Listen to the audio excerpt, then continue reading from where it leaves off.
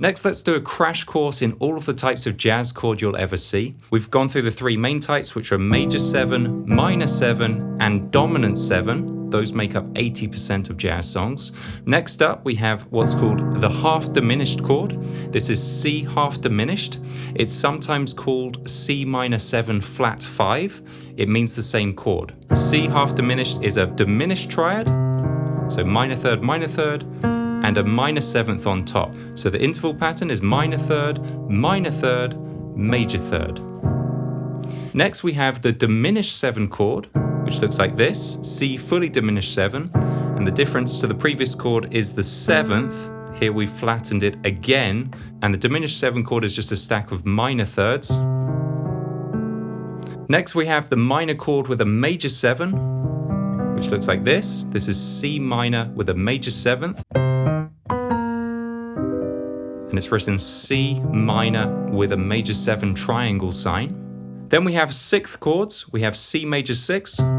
It's a major triad with a major 6th. Then we have the minor 6 chord, which looks like this, minor triad with a major 6th.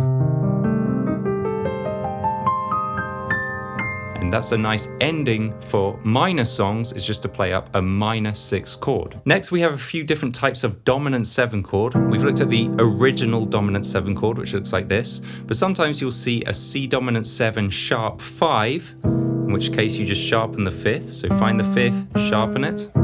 This is C7 sharp 5. Sometimes you'll see C13, and when you see C13, that's still a dominant 7 chord, but with the 13th added up here, and usually you play the 9th as well.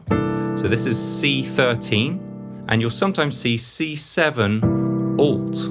Now altered is a type of scale, and really what C altered means is add a sharp 9 and a flat 13. And you actually remove the 5th when it says C7 altered, because the altered scale does not have a natural 5th. And lastly, let's talk about slash chords. Sometimes you'll see in the sheet music F/G, for example. And what that means is the first letter is a chord. If it's just one letter, it means a major chord. So F would be F major.